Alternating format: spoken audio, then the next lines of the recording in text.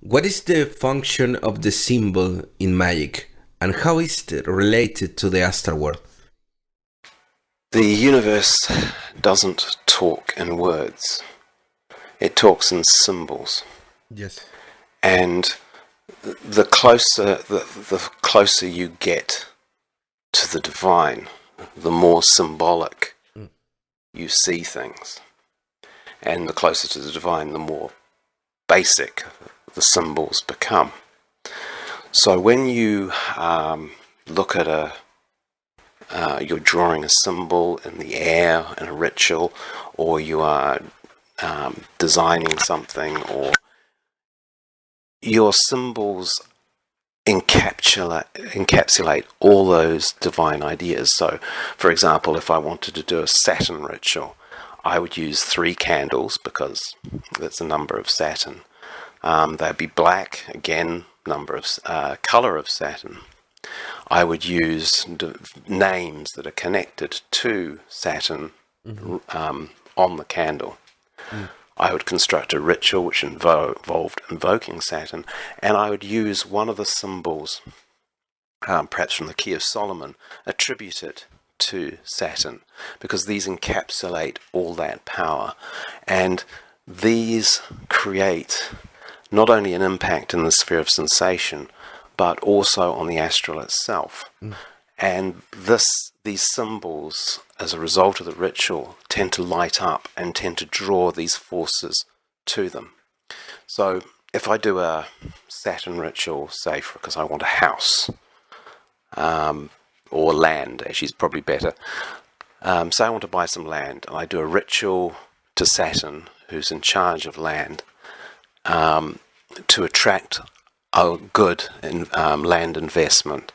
I do my ritual, I use all these symbols, and the symbol lights up in my sphere of sensation and draws the right circumstance to me. And that's why symbols are really important. If you look at all these occult books, you'll see loads of them. And you ask me if they work or not. Some do, most do, some don't. Some of the more modern ones certainly don't. Some of the ancient ones and the medieval ones that you see in, for example, the Key of Solomon, they are extremely powerful. And each of them contains information about how they work. So if you, for example, see a key of one of the pentacles of the Key of Solomon, it's packed full of esoteric information about how that energy works when you're invoking it. So the more you study these symbols, the more they'll unlock to you, and more you'll know how to use them. Another form of symbol which is really important, which is often overlooked, is the magical word. By speaking something, words are a symbol. Now in Kabbalah we're used to drawing Hebrew letters which represent these words, but in fact any word has a magical power. I tend to use Greek a lot more now than I used to. I used to use Hebrew a lot, but I now use ancient Greek. And if you look at Homer's Odyssey and Iliad, you can see there's most people read it in translation, but if you see it alongside a Greek text, you realize that you've got little sentences which encapsulate magical symbols. Yes. So this was done in ancient times too. We can read about these philosophers who would take a line from Homer, which is essentially about a funeral, and read into it a whole description of the afterlife. So in this one sentence, if you say this one sentence in a ritual, you've got a magic word that connects you into the afterlife, and it becomes very powerful. What definition do you give to initiation, Nick? Initiation is one of the most overranked things that came from the 19th century magical systems. Now, it's not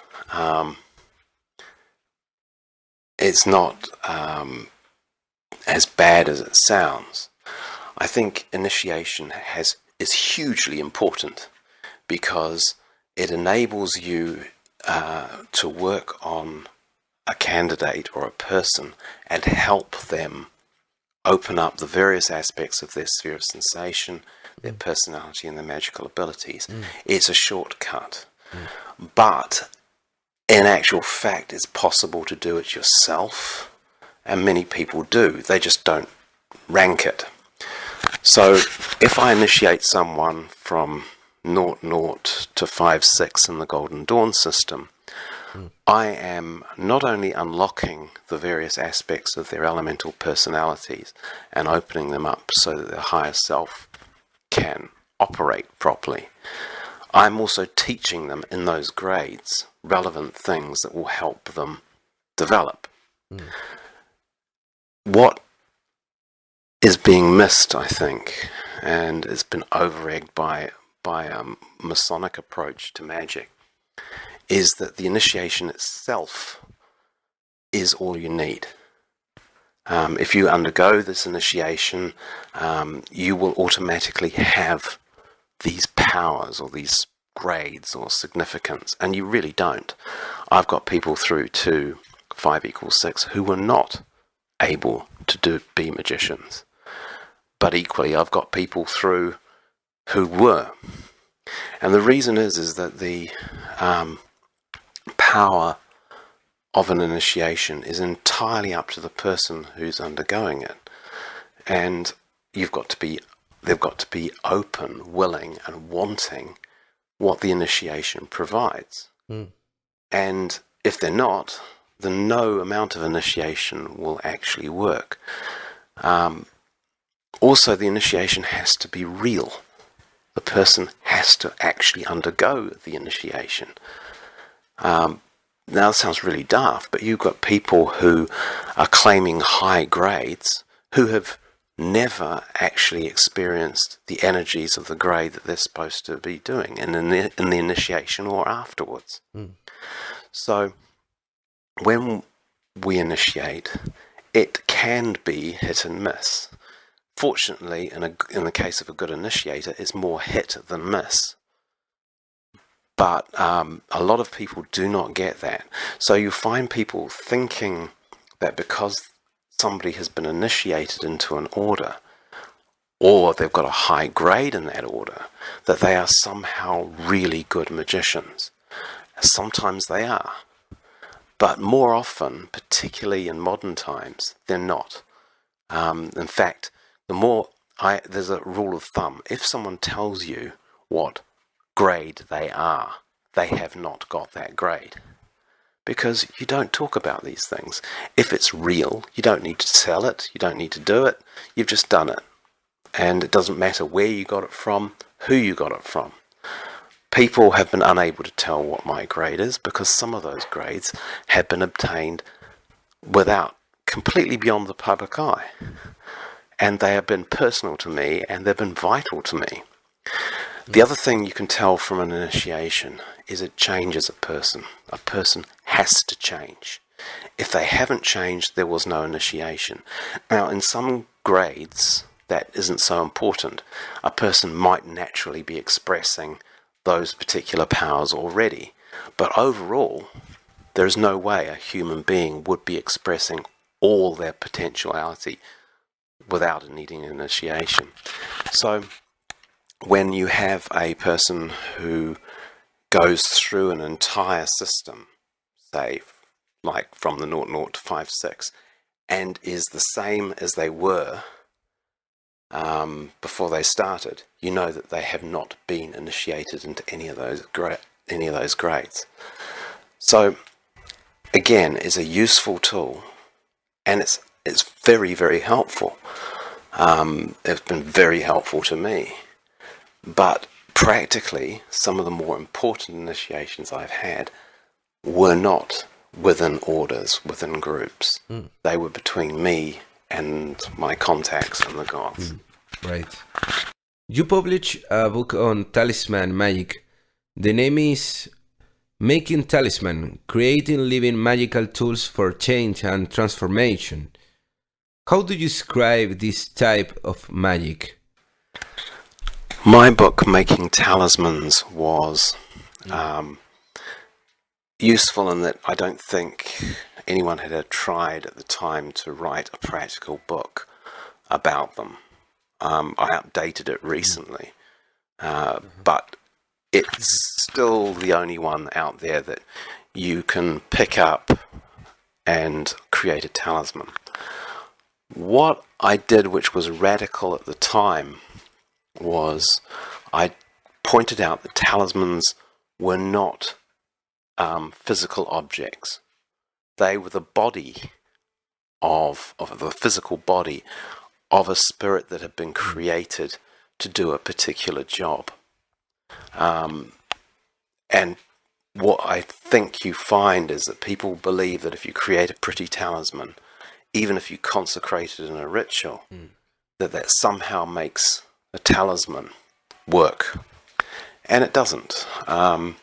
What makes a talisman work is an agreement between you and a spiritual entity to work through the talisman. And sure, the talisman helps. The physical body of the talisman helps keep the spiritual energy working, focused on its intention. But in itself, the materials it's made of and everything else, these things help it, but they're not the whole goal.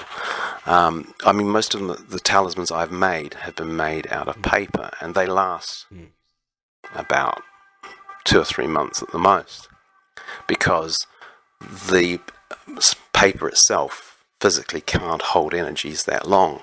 Some of the metal talismans I've made did last longer, and they're still charged. But generally, you don't need a talisman to last too long. And some of the ones I've made for people have just been to overcome a particular problem.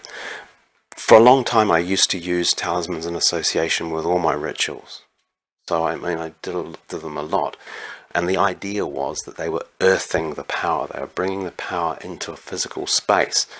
And I was able to literally carry the ritual around with me, put the talisman somewhere, and it would work. Now my approach is a little more general, and you can by using a spirit that's anchored into this talisman, you've got a lot more power and control, and it just generally feels better. I think talismans are overused now in modern magic, but they have a very, very important place. But also talismans in themselves can be magical objects. So, for example, a magical wand is a talisman. It uses the same principle. A magical knife, talisman. All these ritual implements that people use are actually talismans. They are all imbued with a spirit that works in agreement with the magician. Right. He also published the book Helios Unbound, Pagan Theurgy to connect to your higher genius. Why did you decide to write this book, and what is your recommendation to read this book? Helios Unbound is my best book. It's not my most famous. In fact, it's probably one of the least famous. But it contains the totality of my thinking at the moment.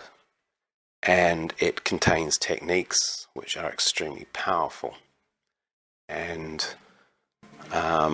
from them you can develop other techniques. It's based on the Greek magical papyri, and it's designed to connect you to your higher genius. Now, in modern magic you find a lot of people talking about the Abramelin system, and trying to talk to their holy guardian angel, things like that.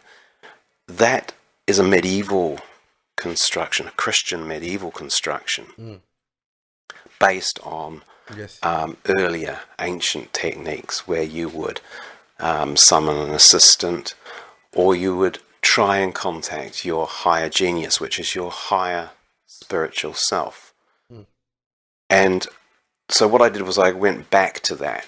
I borrowed some of the ideas of the Abramelin, which I liked, such as an intensive 6 or 7 month period, and intense ritual regularly done every day, because I think that's actually a brilliant way to fast track through magic, is to do something small, or in this case quite large, every day for a period of 6 months or so. Helios uses 7 months, and during that time you will learn all I can think of that's relevant for dealing with to magic as a spiritual theurgic process. And people who have done it have got a lot out of it, and of course it's extremely difficult. But this is the first real magical goal that people should be following. They should be looking for their own higher spiritual self. When you find students, they come to you and they say, or I say, why do you want to learn magic? And they usually say something that's related to power. They want to be able to do something. They want to be able to bring things into their lives. But in actual fact, the goals of magic are much more spiritual than that. The famous stuff of trying to get something, that's a sideshow, a side effect of actually coming into contact with your higher genius. Because you can, once you meet your higher spiritual self, you are able to do a lot more. And you're able to see your life in a much more spiritual, relevant context. So what Abramelin did was, he got you to talk to your higher, holy guardian angel. I'm getting you to talk to your higher genius and integrate that within you.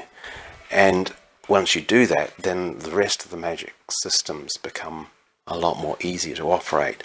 This is ultimately the goal of any initiatic system, but it's just not talked about. How do you describe the visible evocation of the spirit technique? One of the amusing things about getting a spirit to physical manifestation is that you find this a lot. People take it so literally that they end up very, very disappointed. Now, most people, you'll see a drawing of someone summoning a demon or an angel to physical appearance, and you think it's going to be a spirit appearing there in front of you. And in some ways it is, but it's just not what you think. It's not someone with some angel appearing physically in front of you, or anything that you would say, well, that's a physical appearance. I'll give you an example. I did you get all sorts of phenomena. You get lots of images. The more psychic you are, you see things. You see things move, you see things in the smoke, you see faces, you see all these things. But there's nothing that I would say, this is a physical appearance, a demon standing in a triangle of the art, as you would see on TV. What you do see, and sometimes you hear things, is these shapes and impressions that suddenly come into your mind. Sometimes light patterns form and you can see a face in the smoke, and it stands there in front of you and you feel it, you can talk to it, but it's not what I call a physical experience, because when it's all done and dusted, people say, well, yeah, I could have just been making that up. And it's true, you could be. So it's not the hard and fast rule about getting something physically in front of you that's solid and stable and able to talk. It doesn't work that way. But the reality can be just as frightening and just as exciting. The reality, for example, I'll give you an example of a spirit I did to Saturn. Now, I invoked a Saturn spirit, I can't remember why, but it was a classic Key of Solomon ritual. We had a triangle of the art outside the circle, all done at the right times, everything spot on, perfect. As we did the final invocation to get the spirit to physical manifestation, there was a buzzing in the room. It sounded like a trapped wasp, and no idea. I mean, there was no trapped wasp in the room. It was the wrong time of year for a star. Anyway, it got louder and louder, and it sounded like a hive of wasps. It didn't do anything. It was not relevant as far as I could tell. But it was, the spirit was manifesting through sound. I could hear it, the people in the room could hear it, and the buzzing only went down when we gave the license to depart at the end. Now that would be, I didn't see anything beyond the usual psychic stuff. That was it. That was the physical appearance. Now, I was happy with that. I put that down to a good experience. But again, when you hear people describe the demons they see, what they're talking about is they are projecting their own imaginations into space and then talking to it, or they're scrying into it. They're not actually physically seeing an entity. And this is one of the problems. And I think people need to be aware of that. What you see with your eyes is largely irrelevant. It's what you get from the ritual. It's the energy, the feeling, the intensity, the symbols that come rising up in your mind, and the effects and the changes. Having something in a room that appears physical doesn't really add to that. You created a tarot related to the Golden Dawn system. How was the creation experience, and how was it related to the Kabbalistic system of the Tree of Life? I helped design a tarot with an artist called Harry Wendrich, and it was called the Golden Dawn Temple deck, and it summarized all the Golden Dawn knowledge and experience I had at the time related to color, symbolism, and the Kabbalistic Tree of Life. I look at it now, I'm still really proud of it, and it's still my favorite deck because it shows how to use the Golden Dawn system. So, yes, the Kabbalah is used as the template for the tarot. The Sephirot are represented by the pip cards, four for each Sephira, and the paths are represented by the trumps, major trumps. Now in the GD you would use each of the trumps as gateways to the paths on the Tree of Life. And it's an extremely powerful technique which wasn't actually developed nearly as much as it should have been. But say for example you went through your